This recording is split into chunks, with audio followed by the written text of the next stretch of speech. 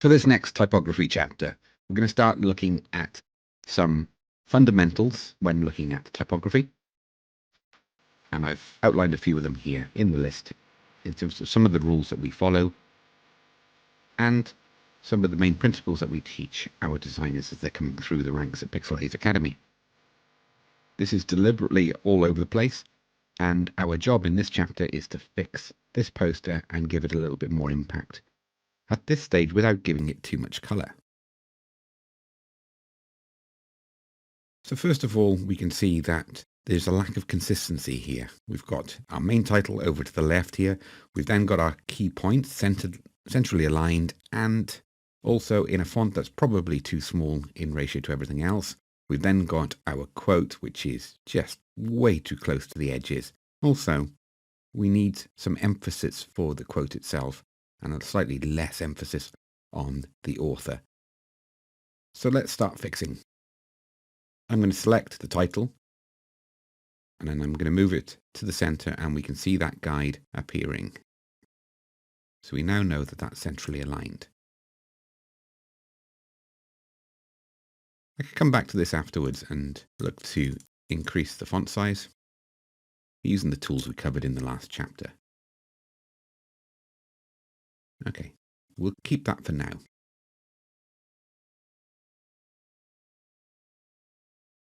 Next up, I'm going to start moving our main key points into position.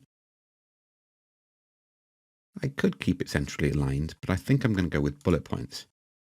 And for bullet points to work, we're going to need to go left aligned. I'm also going to select the text block once more. And I'm going to bump the font size up to something like 48, just to give it more impact. Again, centrally aligned. But the next thing I'm looking for, which is more difficult when we've got one centrally aligned title and then we've got the text block below. Even if we move the text blocks to align, we can now see that this being centrally aligned is not fitting. I could try and reduce the text block. So that's one way of achieving the same spacing. However, if I do that with this one to match, we've lost one of our lines then, which is dropped down.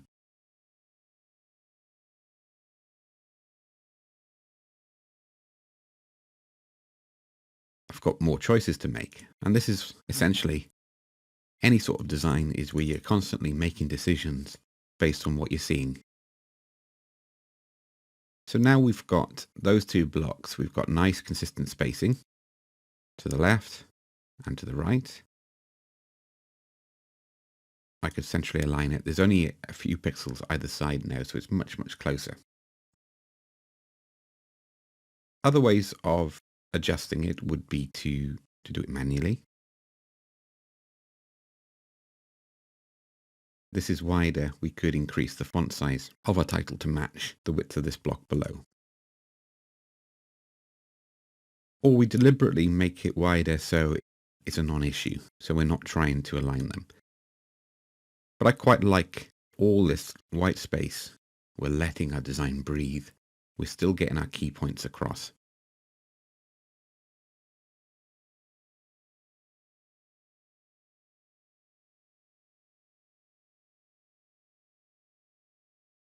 Okay, so now we've got these areas, we're ready to move on to our quote. But before we do that, we're going to have a look at the leading. The leading is the space between each line, so how one line leads onto the other. And with bullet points, we could say that these are potentially a little bit more compact than we want, and we want to make use of all of this white space and just fill it up a little bit more. So I can go to spacing. We don't have the same level of control on kerning, leading and tracking, which we'll be covering in later chapters, as we do with something like Adobe Illustrator or InDesign, where Adobe gives us lots more features for it. We can anchor a text box via these options.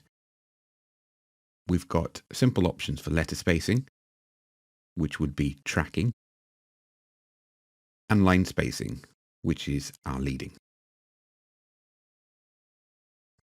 I could either punch in the numbers directly, so I could go for 1.6, see how that looks, already better, or I could use the sliders to control it by eye, so you can start to have a look at the spacing that you want. So we'll go with 1.8. Again, looking much closer to what we're trying to achieve.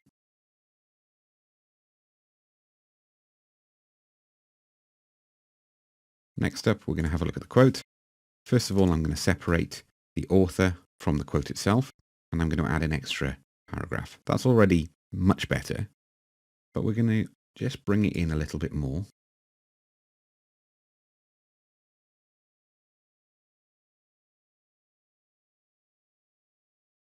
And we know that's nice consistent spacing either side now.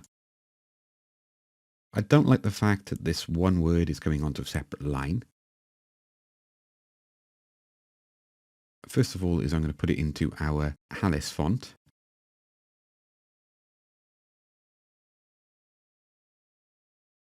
Alice is a font that we've uploaded directly, which we use for Pixelhaze. Of course, you'll have your own font choices. And I'm going to select the quote, and I'm just going to keep bumping it up until I get to a point where I'm happy with the balance.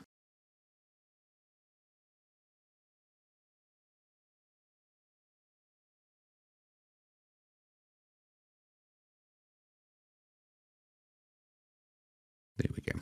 I'm now going to bring that down to the bottom of the container, or that bounding box that we can see.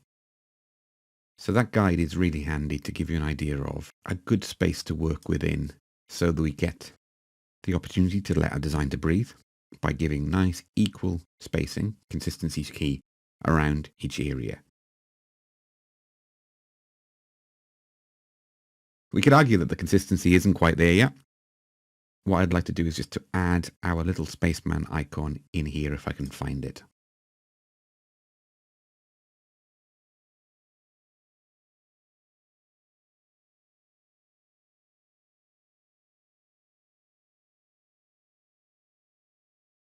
With design, we're constantly tweaking, constantly adjusting our designs. And it's almost like it's a live thing that we're creating, where we're constantly changing and adapting to other changes. So for example, Rubik doesn't quite work with this when we've got Alice for everything else, and Alice being our main font. So I'm going to change to Alice Black for our main heading.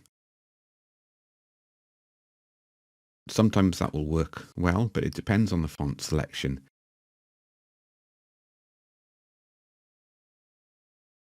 So the other thing we've got here is I'd like to just tighten up our line height, so the leading.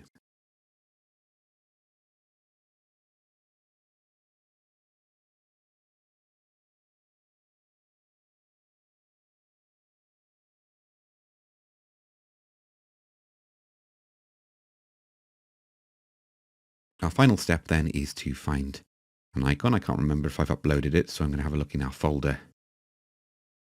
And if I can't find my little astronaut icon, we're going to use our rocket. There's one variation of him, but he's not on his own there. We'll be looking at image uploads and how to manage your images in a later chapter.